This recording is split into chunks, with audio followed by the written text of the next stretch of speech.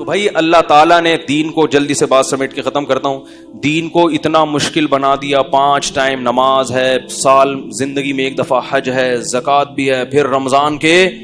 تو غیر مسلموں کا دین تو اتنا مشکل نہیں ہے, ان کا جو ہمارا دین بہت مشکل ہے. تو یہ کیوں اللہ نے ایسا کیا ہے؟ دیکھو ہم کہتے ہیں نا ایسا کرو گے تو کوئی بھی نہیں آئے گا, یعنی اتنی مشکلات میں رکھو گے تو کوئی بھی نہیں آئے گا. تو ہم بھی گویا اللہ سے ایک اشکال رکھ سکتے ہیں, اللہ تو نے ایسا کیا ہے کہ کوئی بھی نہیں آئے گا تیرے دین کی طرف. غیر مسلم تیرے دین کو فالو, وہ کہیں گے اتنی مشکلات ہیں یار, 1 نماز ہوتی, ہم تو ہفتے میں 1 دن جاتے ہیں عبادت کا, یہ صبح صبح اٹھا دیتے ہیں ہمیں, فجر میں, پھر ظہر میں, پھر عصر میں, پھر مغرب میں, پھر عشاء میں. اور سردیوں میں تو ٹھکا ٹھک چل رہا ہوتا ہے حساب کتاب, دن چھوٹے ہوتے ہیں نا. ابھی ظہر پڑھ کے آئے ہیں تو عصر پڑھ کے بھی آئے نہیں تو پھر مغرب. تو یہ کیا ہے یہ؟ اور پھر رمضان میں اتنی ٹینشن کہ اللہ تعالیٰ نے اگر ہمیں 12, 13, 14, 15, 16 گھنٹے بھوکا رکھنا ہی تھا تو کھانے کے جو 2 ٹائم تھے وہ ایسے ٹائم دیے جاتے جو نیچرل ہوتے.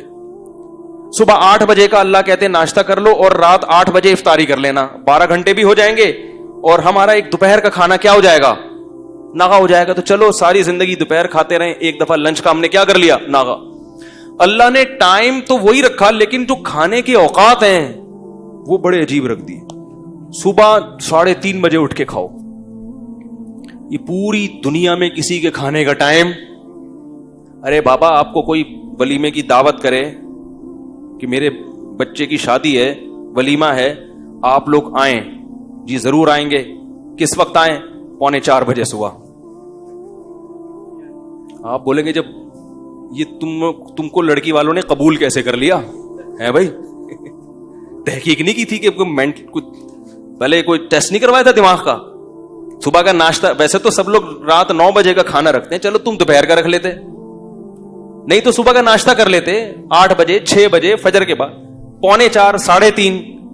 پاگل ہو گیا کیا کہیں گے نا لوگ. اور پھر لڑکی والوں کو جا کے بولیں گے ابھی سے رشتہ ختم کروا دو, مجھے کچھ ان کی سیٹنگ آؤٹ لگ رہی ہے. اللہ نے کہا کہ کب اٹھ کے کھانا ہے, روزہ رکھنا جتنا مشکل کام ہے نا اتنا ہی مشکل صبح اٹھ کے نیند قربان کر کے کھانا کھانا. اتنی ٹینشن.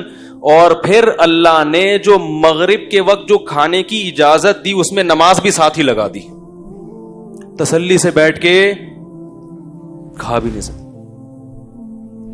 بھوک اتنی ہوتی ہے, پیاس اتنی ہوتی ہے کہ بچے کھا جائے آدمی, دل چاہ رہا ہوتا ہے. حقیقت ہے اس وقت کنڈیشن یہ ہوتی ہے, بیگم ذرا یہ دہی بڑے ہیں یہ ذرا سنبھال کے رکھو, میں نماز کے بعد آ کے کھاتا.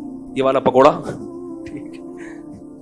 یہ کھانے نہیں دینا کسی کو, یہ آج پکوڑے بہت مزے کے بنے ہوئے, آدھا رکھ لیا آدھا. اور انسان کی فطرت ہے کہ کھانے کے دوران جب 10-15 منٹ کا وقفہ ہو گیا تو بھوک, اب وہ مزہ نہیں آتا, وہ افطاری گئی سمجھ رہے, اب مزہ نہیں آئے گا.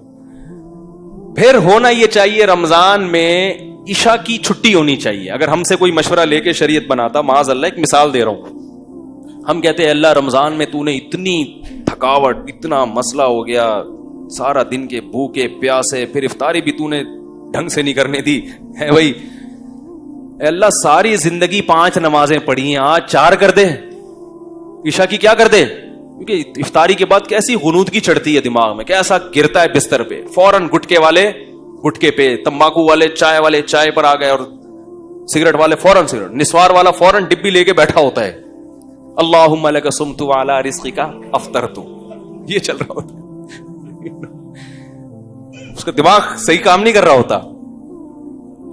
تو اللہ نے بجائے اس کے کہ عشاء کی چھٹی ہو جاتی, عشاء کے ساتھ تراویح کی نماز بھی لگا دی.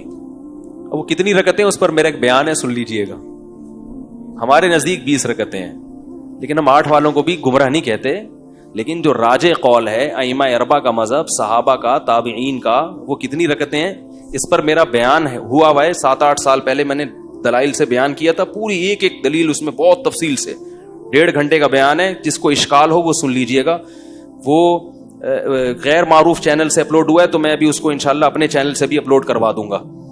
تو اس میں بہت مضبوط دلائل کے ساتھ دونوں طرف کے دلائل کے تجزیہ لے کر بتایا گیا کہ یہ پوری امت کا اجماع چلا آ رہا ہے اس پر, سمجھ رہے ہیں. تو آپ وہ سن کے پھر تبصرہ کیجئے گا, ایسے ہی تبصرہ نہ کر دیجیے گا. اچھا خیر, لیکن بہرحال آپ 8 پڑھیں 20 پڑھیں اتنا بڑا مسئلہ نہیں ہے, لڑیں گے تو مسئلہ زیادہ کھڑا ہوگا. آپ کو جو سمجھ میں آتا ہے کریں, جو دوسرے کو سمجھ میں آ رہا ہے اس کو چھیڑیں نہیں, مسئلہ چھیڑ خانی سے خراب ہوتا ہے. تو ہمارے نزدیک تراویح کی جو سنت نماز ہے وہ کتنی ہے؟ 20 رکعتیں. یہی چاروں ائمہ کا مذہب, یہی صحابہ کا, خلفائے راشدین کا, اور یہی امت میں صدیوں سے اس پر اجماع رہا ہے. علامہ ابن عابدین نے اپنے دور میں آج سے 150-200 سال پہلے لکھا ہے کہ پوری امت میں کہیں ایک جگہ بھی ایسی نہیں جہاں 20 رکعت سے کم ہو رہی ہو تراویح. تو اجماع امت خود ایک دلیل ہوتی ہے. خیر, تو ہونا یہ چاہیے کہ چھٹی ہو جائے, لیکن اللہ نے وہاں بھی کیا کر دیا, کھڑے ہوئے. پھر وہ رکعتیں عام نمازوں سے بھی لمبی ہوتی ہیں, عام نمازوں سے بھی لمبی. کتنی لمبی نماز, کتنی لمبی. پھر بس صبح اٹھنا بھی ہے سحری میں. تو یہ سب ٹینشن اللہ پتہ ہے کیوں دے رہے ہیں؟ بس بات ختم کرتا ہوں, اپنی محبت کی چنگاری پیدا کرنے کے لیے.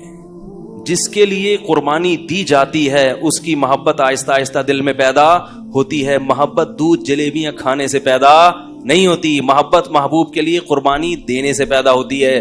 جب تک محبت نہیں ہوگی محبوب کی اطاعت, بولو بھائی, نہیں ہوگی. اسی وجہ سے رمضان سے پہلے جو ہماری کنڈیشن ہوتی ہے, آخری عشرے میں دلوں کی حالت الحمدللہ کیسا ہی سخت دل ہو, کچھ نہ کچھ دل اس کا تبدیل ہو چکا ہوتا ہے. افسوس اس پر ہے کہ پھر اس دل کی تبدیلی کو بچا کے نہیں رکھتے. عید کے دن وہ سب ریورس کر دیتے ہیں ہم. اللہ نے تو اس گاڑی کو ٹریک پہ چلا دیا رمضان میں, اب چل رہی ہے تو چلاتے چلے جاؤ. ہم عید میں دوبارہ کچے میں اتار لیتے ہیں اس کو, ٹھیک ہے نا, دوبارہ نہ اتارو. تو ٹریک پہ چلنا مشکل تھا, اللہ انگلی پکڑ کے رمضان میں ہمیں ٹریک پہ چلا دیتے. تو اس لیے میرے بھائی اگلے ہفتے پھر انشاءاللہ اسی موضوع پر بیان ہوگا. خوشی اور رغبت کے ساتھ رمضان کے روزے رکھا کرو, یہ اللہ کی بہت بڑی نعمت ہے. مسلمانوں کے گھروں کی رونق ہے. کتنا اچھا لگتا ہے گھر کی خواتین صبح صبح اٹھ کے امی اور باجیاں پراٹھے بنا رہی ہیں, سب مل بیٹھ کے کھا رہے ہیں. ویسے تو ہر آدمی اپنا اخپل طریقے سے کھا رہے ہیں آج کل. بچہ اسکول سے آیا وہ اپنی پلیٹ لے کے صوفے کے نیچے گھس گیا, ایسا ہی ہوتا ہے نا. صاحب دفتر سے آیا وہ اپنا ادھر کمرے میں اپنے کمپیوٹر کا دروازہ بند کیا, ان کمرہ لاک کیا, وہاں بیٹھ کے پتہ نہیں کیا کر رہے ہیں, انٹی سے باتیں کر رہے ہیں, کیا کر رہے ہیں, کھا بھی رہے ہیں. سب اخپل طریقے سے چل رہا ہے. کم از کم رمضان میں آپس میں کیا ہو جاتا ہے, بولو بھائی, جڑ جاتے ہیں سحری میں, افطاری میں, اور پھر گھر کی خواتین کی قدر بھی ہوتی ہے. کیا خیال ہے؟ ٹھیک ہے نا. اس دن اگر افطاری میں ٹائم پہ کام نہ ہو اور آپ کو وہ چیزیں نہ ملیں, کیسا انسان غضبناک ہوتا ہے. بچے کھانے کا دل کر رہا ہے اور پکوڑے نہ ملیں آپ کو ایسی صورت میں. تو اس لیے جو ہے گیدرنگ ہو جاتی ہے, ایک گھر کا ماحول اچھا ہو جاتا ہے. تو بڑھ چڑھ کے روزے رکھا کریں. تکلیف ہوگی, مرچیں بھی لگیں گی. وہ نعت آئی تھی نا, وہ جب بھی میں تکلیف کا لفظ آتا ہے وہ مرچوں کا لفظ خود بخود یاد ہے. تکلیف بھی ہوگی, مرچیں بھی لگیں گی, لیکن تکلیف اور مرچوں کے باوجود رمضان کے روزے رکھنے. سارا دن کی تھکاوٹ ایک طرف, لیکن اللہ کے نبی نے فرمایا, بس حدیث سنا کے بعد ختم کرتا ہوں, للصائم فرحتان, ہم دن بھر کی تکلیف کو دیکھتے ہیں, 2 فرحتوں کو نہیں دیکھتے, 2 خوشیوں کو نہیں دیکھتے. فرمایا روزے دار کو 2 خوشیاں ملتی ہیں. سارا دن کی ٹینشن مت دیکھو, ان 2 خوشیوں کو دیکھو جو نبی بتا رہے ہیں. فرمایا ایک عند الافطار, افطار کے وقت اسے خوشی ہوتی ہے. افطار کے وقت اس کو سارا دن بھوک پیاس اللہ کے لیے, اب کھانا بھی کس کے لیے. تبھی نبی کیسی پیاری دعا پڑھتے تھے افطار کے بعد, ذهب الظما, آپ صلی اللہ علیہ وسلم فرماتے تھے پیاس چلی گئی, وابتلت العروق, اور رگیں تر ہو گئیں, رگیں تر ہو گئی. یہ اپنا مزہ. فرمایا وثبت الاجر انشاء اللہ تعالی, اور پورے دن کے روزے کا ثواب اللہ کے دفتر میں لکھ لیا گیا. اصل اجر تو قیامت میں ملے گا. میں کہتا ہوں وہ نہ بھی ملتا تو ایک اجر تو اللہ نے دنیا میں دے دیا. پیاس کے وقت پانی کا, بھوک کے وقت کھانے کا جو مزہ ہے وہ بغیر بھوک اور بغیر پیاس کے کھانے اور پینے میں نہیں ہے. اور یہ فطری لذتیں ہیں, ان کا آلٹرنیٹ اور ان کا نعم البدل اللہ نے دنیا میں رکھا ہی نہیں ہے. فرمائے ایک اجر, ایک لذت روزے دار کو افطار کے وقت ملتی ہے, اور ایک لذت آخرت میں ملے گی جب اس کو اجر دیا جائے گا.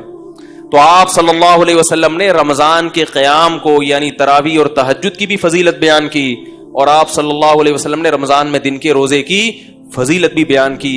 एक रोजा भी अगर छोड़ दिया बगैर उज़र के, पूरे साल रोजे रखोगे रमजान के रोजे के बराबर नहीं हो सकते। इसलिए घरों में खवातीन को भी समझाएं, अपने जो बच्चे जो 10 साल या 11-12 साल की उम्र से ज्यादा हो चुके हैं, छोटे बच्चों को नहीं रखवाने चाहिए, तो थोड़ा सा मिच्योर हो चुके हैं, उनको भी आदत बनाएं रोजों की, और खुद भी हिम्मत करें। ये बहार है जो अल्लाह ने मुसलमानों को दी है, इससे हम अल्लाह के इंशाअल्लाह करीब हो जाएंगे। अल्लाह ताला समझने की, अमल करने की तौफीक अता फरमाए।